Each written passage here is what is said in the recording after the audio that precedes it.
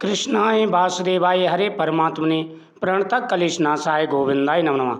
सत्य सनातन धर्म YouTube channel पर आप सभी का स्वागत है। हल छठी की कथा। हर छठ यानी ललई छठ व्रत कथा के अनुसार प्राचीन काल में एक ग्वालिन रहती थी।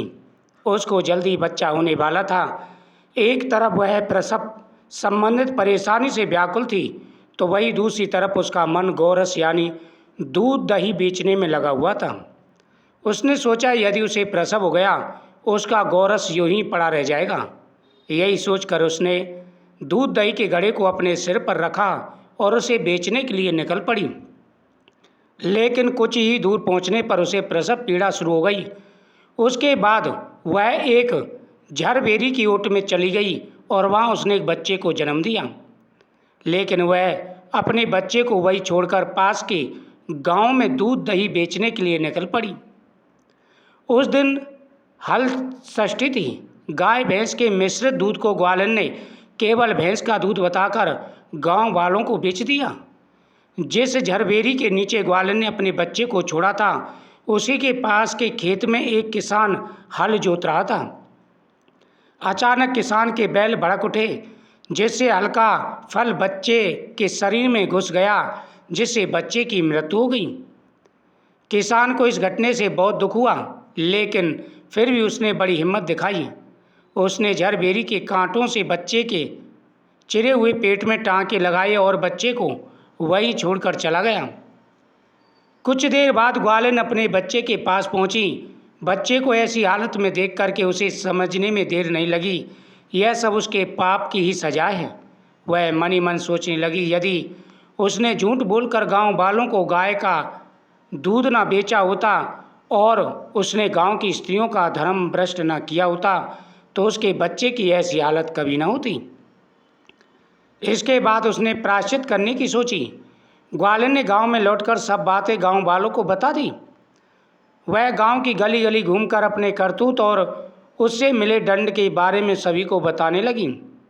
इसके बाद गांव की स्त्रियों ने उसे क्षमा कर दिया और आशीर्वाद दिया। गांव की स्त्रियों से आशीर्वाद लेकर जब वह फिर से झरबेरी के नीचे पहुंची, तो वह आश्चर्यचकित रह गई, क्योंकि उसका पुत्र जीवित था। तभी उसने स्वार्थ के लिए झूठ बोलने को ब्रह्म हत्या के समान समझा और साथ ही कभी ना झूठ बोलने का उसने निश्चय कर लिया। हर छठ की कथा के अनुसार राजा थे, बड़े ही धनवान थे और दयालु थे, जिन्होंने जल के लिए सागर खुदवाया, घाट बनवाए, परंतु उसमें पानी ही नहीं आया। इससे राजा चिंतित हो गए और सोचने लगे, अब क्या किया जाए। राजा ने गांव के पुरोहित को बुलाकर उपाय पूछा। पंडित जी ने कहा, राजन, उपाय तो बड़ा कठिन है, लेकिन अगर ये उपाय किया जाता है तो उससे पानी अवश्य आ जाएगा। राजा ने कहा, आप उपाय बताइए, हम अवश्य करेंगे। तब पंडित जी ने राजा से कहा कि अगर तुम अपने बड़े लड़के या लड़की की बलि दे दो तो जल सागर में अवश्य भर जाएगा। यह सुनकर राजा चिंतित हो गया। यह देखकर पंडित ने कहा कि राजन, यदि तुम अपनी बहू को यह कहकर मायके भेज दो, तुम्हारी माँ की हालत बहुत खराब है, जाओ उन्हें देखाओ, तब ये उपाय किया जा सकता है। राजा ने ऐसा ही किया। यह सुनकर बहू बहुत दुखी हुई और सोचने लगी कि आज हर छठ के दिन यह कौन सी समस्या आ गई। वह रोती पीटती माँ को देखने दौड़ गई। जब वह मायके पहुंची, उसकी माँ ने उसे इस तरह व्याकुल देखा तो चौंक गई और कहने लगी, अरे हम तो ठीक ठाक हैं, हमारे कुछ नहीं हुआ। आज हल छठ का दिन है।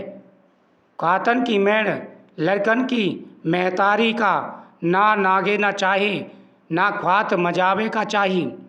तुम भला रोवती पीटत ख्वात मजावत करके आज चली आई हो, जरूर कौनो छलू है। उनकी पुत्री ने कहा, अम्मा, हमसे तो कहा तुम्हारे हालत बहुत ही खराब है, ये तो हमसे धोखा हुआ।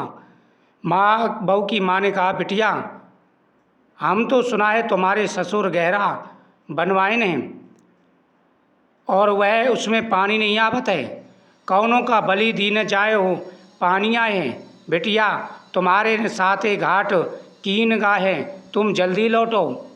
माँ की यह बात सुनकर बहू तुरंत अपने ससुराल के लिए निकल पड़ी और रास्ते में रोती पीटती हर छठ माँ की मनौती करती गई। रास्ते में उसने देखा कि जिस सागर को उनके ससुर ने बनवाया था अब वह जल से भर गया था। पुरन पात लहरा रहे वही एक बालक खेल रहा था। वह उसी सागरा की ओर दौड़ती हुई गई, देखा तो यह तो उन्हीं का पुत्र था। बहू ने अपने पुत्र को गोदी में उठा लिया और उसे चूमने लगी। हर छठ माता को मनाने लगी क्योंकि उन्हीं की कृपा से आज उनका पुत्र जीवित था। जब वह घर आई तो उसने देखा कि गर्भ का दरवाज़ा बंद है। द्वार खुलवाया और कहने लगी, आज तो सब जने हमारे लड़का का बलि चढ़ाए दिए ने, हमका बहाने से मायके पठे दियो। मोला आज हमारे सत से हो, हर छठ माता की दया से हमारे गोदी फिर हरी भे, हमारे लड़का तो वही सागरा माँ खेलत रहा। सास ससुर अपने पोते को जीवित देख सुनकर बहुत खुश हुए और बहू के पैरों में गिरकर कहने लगे, आज तुम्हारी गोदी का बालक और हमारे कुल का दिया हर छठ माता ने दोबारा से लौटा दिया। जैसे हर छठ माता ने हमारा बच्चा लौटाया, हमारे बच्चे की आयु पूरी की, ऐसी माता सबकी बच्चे की आयु पूरी करें। इस कथा के श्रवण करने से मनोकामना पूरी होती है।